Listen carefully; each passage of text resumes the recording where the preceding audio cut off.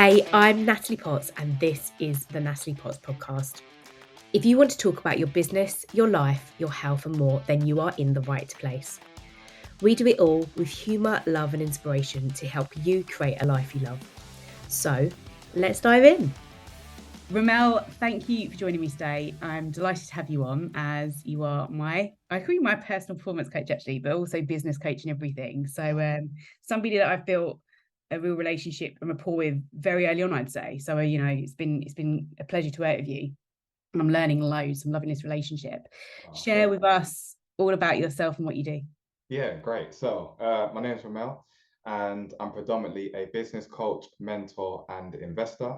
And the main thing I do really is help coaches and consultants, and mainly service-based businesses, essentially transition from a 9 to 5 job to launching their own business, then helping them get to 6 figures and beyond.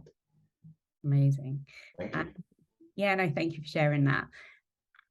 I guess let's go on to what we shared just a bit before, was around our journeys and everything. So what's been your journey to get into becoming a coach? Absolutely, yeah. It's a brilliant question. And so essentially, here's something that you may not know. So I started off in the performing arts industry. So way before business and coaching, all the rest of it, I was a professional dancer.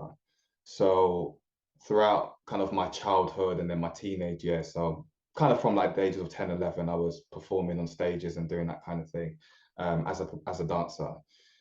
Now, that then kind of progressed into being in the performing arts industry quite fully in terms of dancing, acting, poetry. I kind of was doing the package, as it were. And I did that right up until the ages of about 19, I suppose. And what happened was, and I think this will be quite relevant and important for your listeners, is the truth is I lost my passion. I completely lost my drive, my motivation, and my passion for doing what it was I loved. Now, that happened for a few reasons. And what's important to share is one of the main reasons why it happened is because I plateaued. Like as a person, as a dancer, I stopped growing. I stopped kind of investing in myself, so to speak, so that I could continue to go to the next level. I think what kind of happened to me, and where I was quite young at the time, I probably didn't realize it. Um, like I said, not only was I obviously not investing, but I was very fortunate to have achieved the things that I wanted to achieve at the time. So again, a few little things that I don't share often, but just to kind of give you some context. I wanted to launch my own dance group, dance company. I was very fortunate to have done that. I wanted to be in kind of like music videos and do TV work and film work. I was very fortunate to have done that as well. I wanted to have a dance group that did shows, competitions, private events, things of that nature, and was very fortunate to have done that. So I think what happened is once I kind of ticked off all the goals, I stopped striving. So that was kind of like the main reason why I lost the passion. And then I guess the second thing really is I kind of fell out of love with the industry. There was a few things happening at the time that I didn't really necessarily agree with, so I fell out of it. And I also had, which I'm sure many people can relate to this, family members and close friends in my ear telling me, go and get a proper job. Which, it's one of those funny ones where certain things like performing arts or whatever, things that are not widely understood, things that are not status quo, so to speak, are considered, different, abnormal, whatever. So during my performing arts days, I was often told that I need to get a proper job. And in fairness, I allowed that eventually to kind of infiltrate my mind, and I went and got a proper job, which was in education. So this is where the kind of coaching thing started. So I started off as a teaching assistant in a special needs school, actually. That's where I started in Enfield, which is like Greater London, North London, Greater London kind of thing. And I did that for at least about 3 years or so. And then I kind of progressed. So I went from special needs school, then I went into a primary school, then I eventually started going into other schools. And the main thing of what I was doing was I started off as a teaching assistant, but then I very much became a learning coach, a learning mentor to the students I was working with. And that really birthed the kind of coaching, teaching, mentoring aspect of what I do today. So yeah, so kind of fast forward then really, I was doing that, but then I got to a point which I'm sure again many people have experienced or experiencing now, where there's only so much you can do within a job based on the constraints, your boss, manager, rules, regulations, things like that. And I very much got to a place where I was like, I know I can do more, I know I can be more, I know I can have more, but the role that I'm in right now is capping me, it's stopping me from progressing. And 2017 is when I made the decision to go back to doing my own thing, which is part of my name now. So my name is Rymel Dymot. The DMOT is an acronym for doing my own thing. So went back into business, if you like, went back to doing my own thing. And 2017 is when I started my personal development journey, self-development journey, and really immersed myself. I spent literally the whole of 2017, early 2018, going to seminars, workshops, webinars, events, being coached, being mentored, even went to different countries, different parts of the UK, just to learn everything I could to not only become the best version of myself, but to understand and learn how to do business properly. Like my biggest goal was I wanted to be a successful business owner. That was what was driving me. So like I said, spent 2017 to 2018 going all out. And in March 2018, 31st of March 2018 is when I then launched my company, Dear Multi-Nation, which was a combination of, I guess, all the skills and the knowledge that I picked up over the years. And I was now ready to share it with others to also help them transition from a job like I was in to doing their own thing full time. What an amazing journey. And I was like, I didn't know half of that. Which is why I love a podcast. It's amazing how much resonates as well, though, actually, because I was very much in the arts as well at school, and I went and did a drama degree, and absolutely it was the reason I got into drama was because that teacher saw something in me that I didn't see, and just inspired me, and I just ran with it, and I loved it. I didn't quite enjoy it the same way at university, and I think I did go and do some drama school stuff, and it was really challenging. And I also had to know, I was being told you need to come back at 21, not 18, and have experience. And I was like, the problem was at that point, at that young age, I was in a job where I was earning money, and actually, even though I look back and it's basics of starting out, but it was nice to have money and then do overtime and get more money.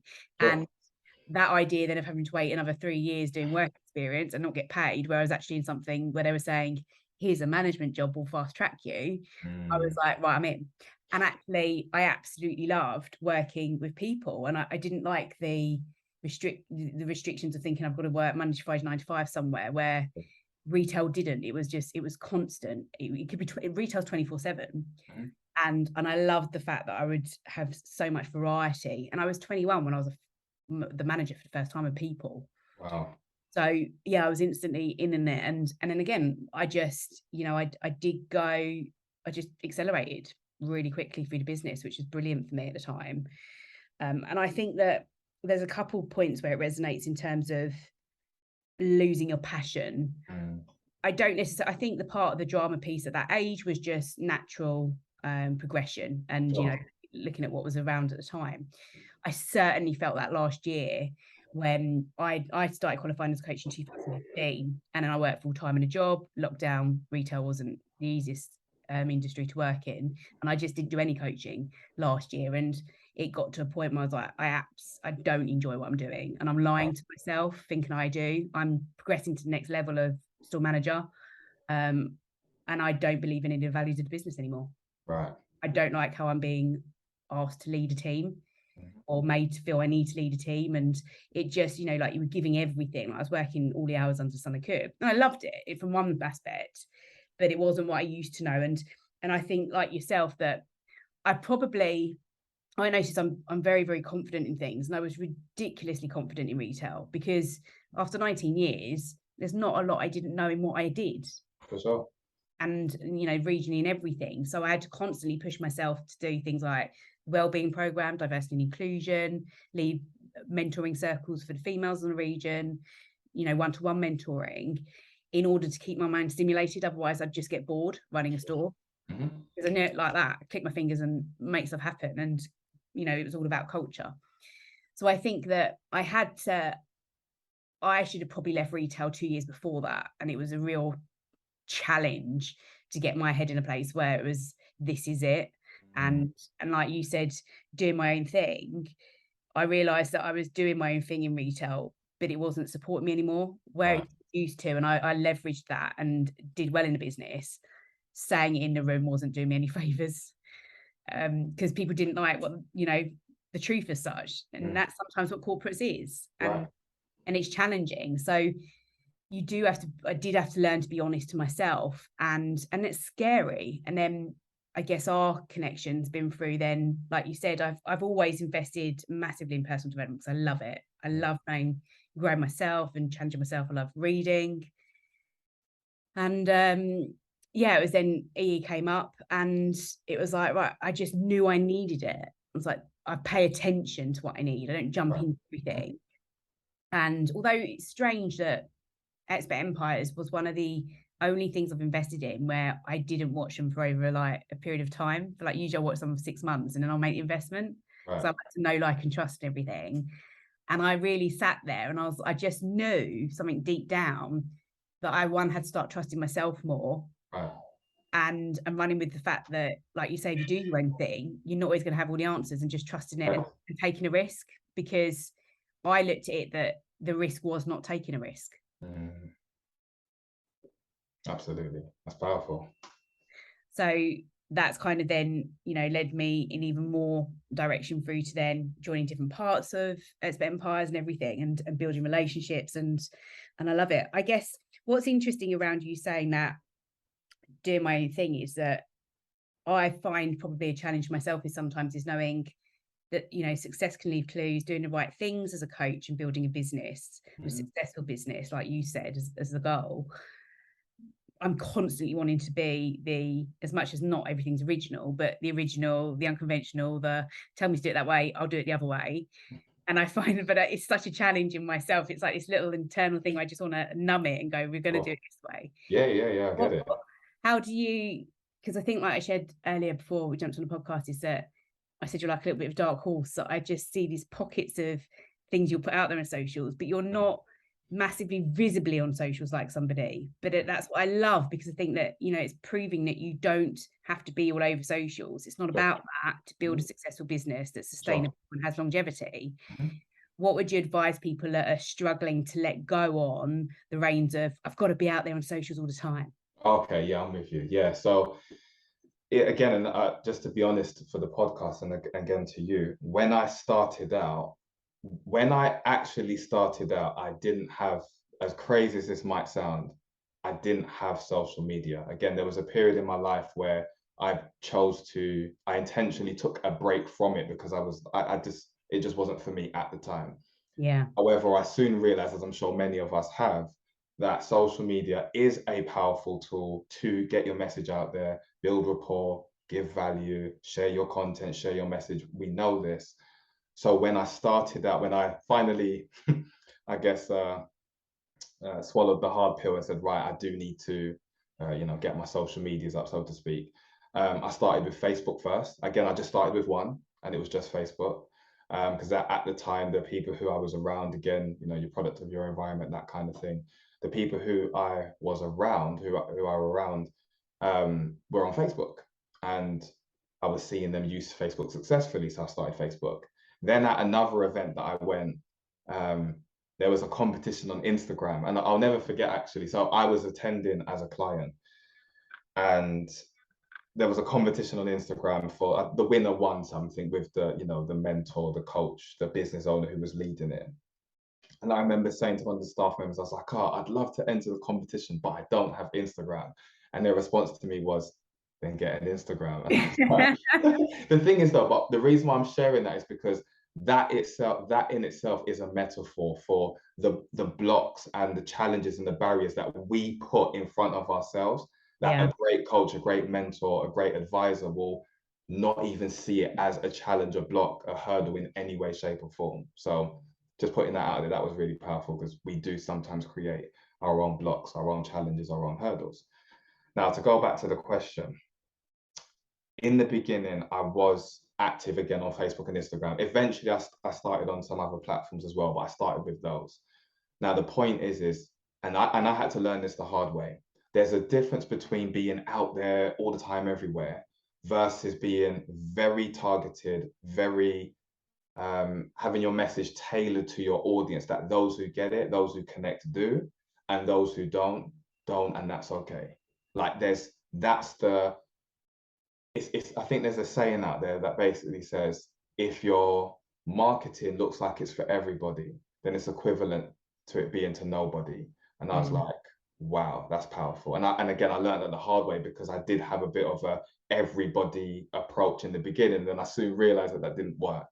So I guess my response would be it's about being intentional. It's about showing up with your message and really um, hitting your audience with exactly what they want, when they want it, how they want it, so that you're not just constantly putting out volumes of content, but not necessarily great quality of content. That's the, you know, Yeah. the line, if you like. Yeah.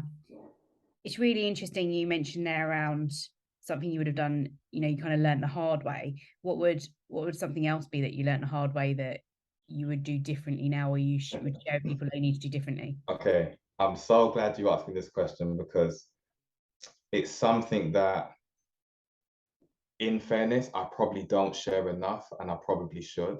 And it's this: if and when a coach, a mentor, someone in business starts to get success, right? It's very easy to continue doing what you've already been doing, hoping for the same level of success or elevated success. Mm. The thing I learned the hard way was the things that I was doing, the live videos, going in Facebook groups, starting my own Facebook group, doing the things that we're advised as coaches, etc., was working, doing stories, doing polls, all that stuff was working. And when the business started to make money, the biggest thing that I didn't do, that I'm going to say I wish I did, however, I don't have any regrets, but if I could I go get back, it. that kind of Yeah. thing, would be to reinvest in marketing and advertising. I cannot stress that enough. Cannot stress that enough. And I'm going to give an analogy for everyone listening. When I was a bit younger, right, I was very naive and I couldn't understand why a company, for example, like McDonald's, whether we like McDonald's, whether we eat there or not, just stay with me for a minute. I couldn't understand why a company like McDonald's, who are already incredibly successful, well known, worldwide, big brand, huge brand, I couldn't understand why they would constantly and continuously advertise. I couldn't understand it because in my head, naive as I was like, if everyone already knows who they are, why do they continue to advertise? And then I realized they continue to advertise so that they can stay at the top. Mm. That's the difference.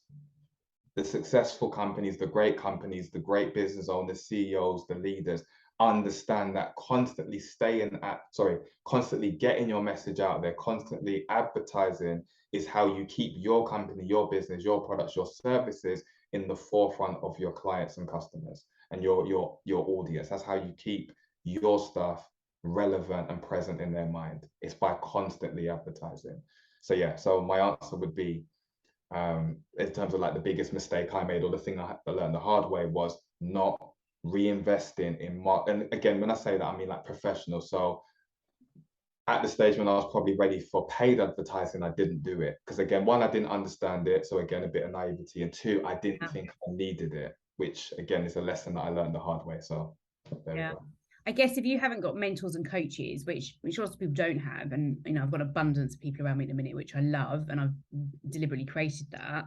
Mm, My answer to that is that I trust you guys to help me. That's why that's part of this journey piece, having these mentors in of that. course. And I said that right at the start. I need validation with where I'm at, because I always used to get performance reviews monthly in corporate, so I knew exactly where I was, and actually my results were on the table. I knew where I was, and Sure. I knew what my results, what great results look like. Yeah. When you're doing your own business, you need the comparison in a way to understand where you're at as well, and to have that, not take emotion to it, but a higher level of challenge to up your game is what I think. Sure. So I think it's useful, but I was very keen on, when I spoke to people like Nick James, that I need you guys to help me validate that I'm doing really well Yeah. versus, don't give yourself a hard time, which is naturally within my instinct, versus you got more in a tank, go for it. Or like Yeah. you Yeah. say, now is the time to do X, Y, and Z. And that was the biggest reason why I invested, is because I trusted you guys. And I also love the fact you were transparent in, this works, this doesn't work, and we learn the hard way. And Yeah. most tools and techniques, you've got to make them your own. You've got to go all in, you've got to keep consistent, but you've got to know that sometimes maybe they don't all work, and it's not a blame thing. It's it's the art of possible, what's next, and Great. how do I continue that? But I do think that I know myself that the investment in people like yourself, mentors and coaches, are people that will help me validate, right, now going on this. Exactly the same as the opposite to that. Don't go in full at the start and market and waste money on Facebook ads and crap. Absolutely. And it's really special. People, the amount of clients I say that, because I work with coaches, just specialize. Yeah. Just really keep clear on that, because exactly like you said, that quote that you've got to be intentional and make sure that you're just not to everybody, otherwise to no one. And I think that's part, it works both ways. And I guess what I'm coaching myself here, but the answer I'm saying is that if you're unsure on things, that's where people can help you, so you don't make mistakes, and they can help you validate a bit of, this is the right time to go all in on marketing, etc. Absolutely. That's right. Yeah, absolutely. Yeah. I guess another question I had for you is, who's been an amazing mentor for you in your life, and for what reason? Oh, great question. How many can I choose? Up to you. 3 tops. Okay, 3 tops, right. Definitely Nick James, as again you've mentioned Nick a few times. So when I met Nick I believe it was late 20s, mid to late 2017. For me, he was the first person who kept it real and said it as it was. And like you rightly said earlier, he was very clear on what is, what isn't, what does work, what does not. And I think for me at the time, I was looking, just like you said, I was looking for someone to just give it to me as it is, as it was, right? And Nick has been instrumental in my life, both business and personal life as well. So definitely Nick would be my first answer. I would also say Matt Elwell as well, who is also in partnership with Nick in a company called Elite Closing Academy. Matt has been the coach who, again, just being open and real, who has seen me break down. He's seen me cry. He's seen me when I've been at my lowest. Like, again, just being vulnerable, just being open and real. And his guidance, in a way, has almost been, and I hope it's okay for me to say this, it's almost been quite fatherly. Like he's almost like there's a bit of like a father figure at times. Again, growing up, I never had, my dad was never around ever. Even sometimes feels strange for me to even use that term, because he just was never there. So I've only ever known mum. So Matt has massively helped me, again, not just in business. I'd be lying if I said it was just business. He's helped me as a young man develop and grow. So Matt Elwood would be number 2. Third one, I have to give it up to this person again for a similar reason as Matt. However, no one will know and understand the power and the deep level coaching I've had with a lady called Nikki V, which ironically happens to be Nick's mum. Nikki V, in my humble and personal opinion, is the best coach out there in the world. Bold statement, I believe it wholeheartedly. There hasn't been a time where she hasn't brought me to tears. Now, by the way, I'm not saying it's all about having to cry. It's just when someone can connect with you on such a deep level, and I've had massive issues in my life when it comes to crying. Maybe it's the whole society thing and the pressure it sometimes puts on men about not crying and its weakness and all that stuff. And I kind of fed into that or bought into that, which I'm learning to come out of now.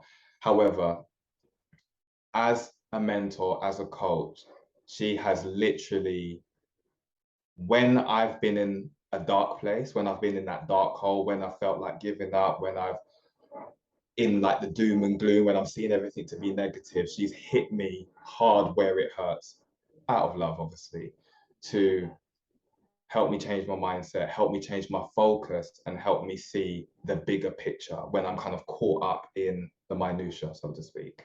So yeah, if I had to pick 3, it'd be Nick James, Matt Elwell, and Nikki V. Yeah, I mean, I've heard so much amazing things as well around Nikki V. Haven't met her myself yet, but definitely, you know, Nick James, I absolutely echo everything you said.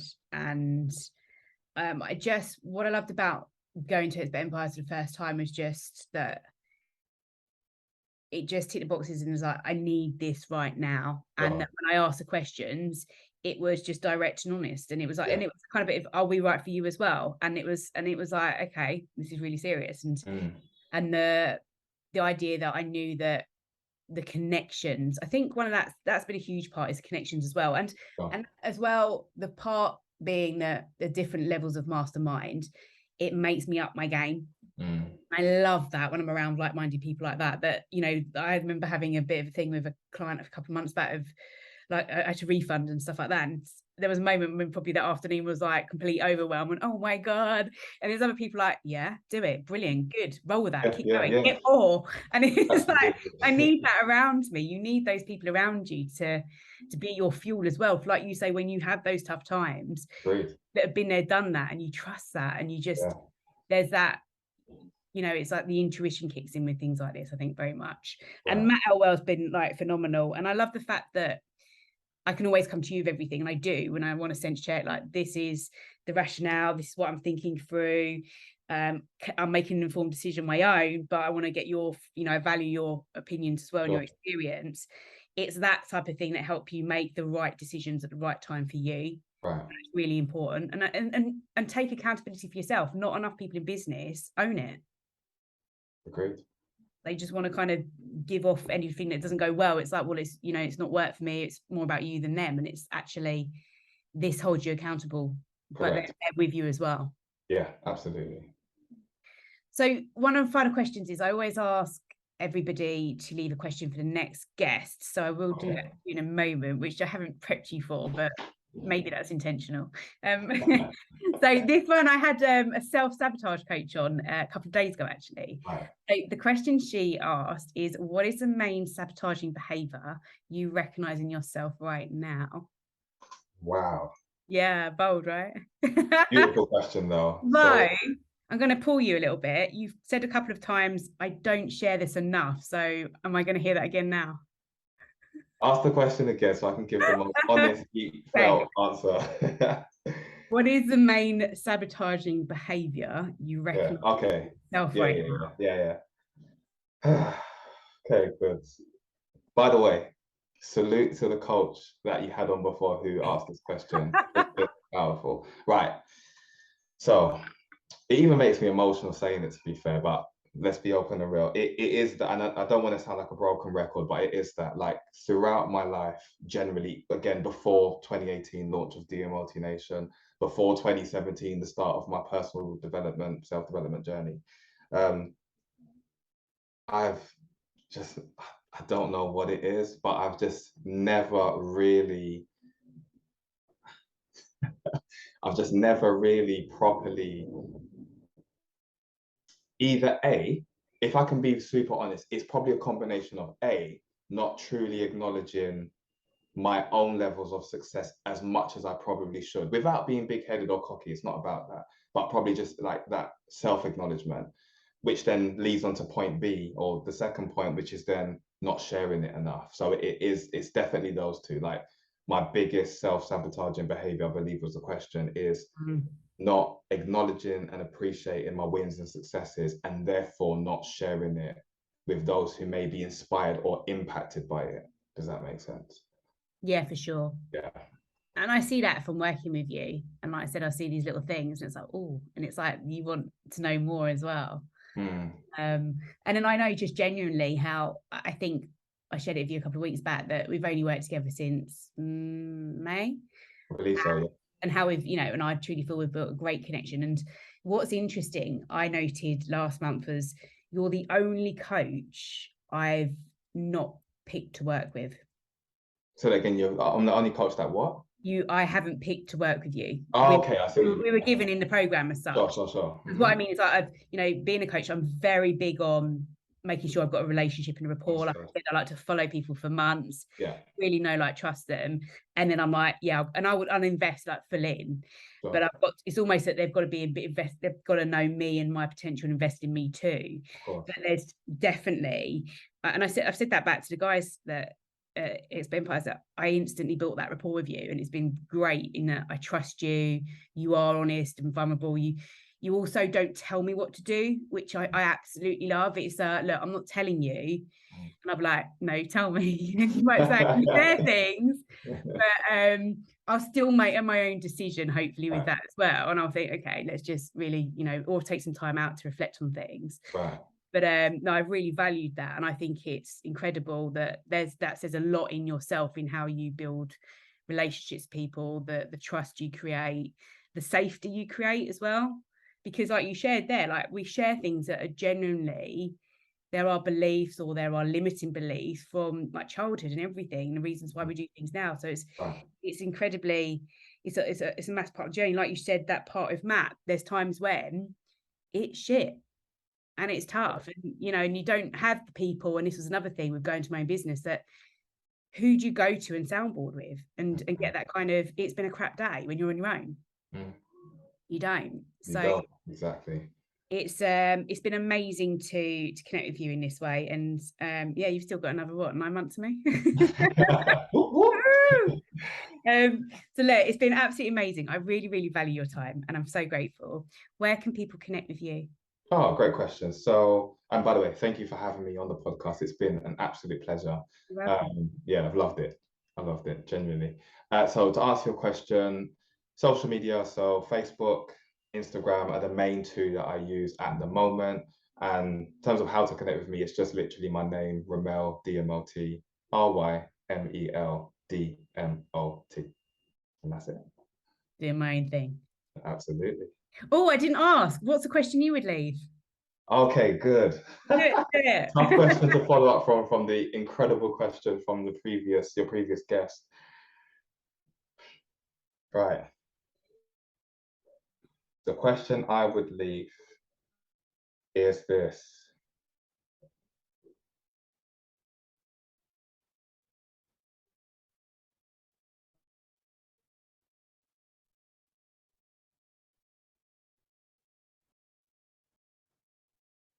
Okay, here's the question.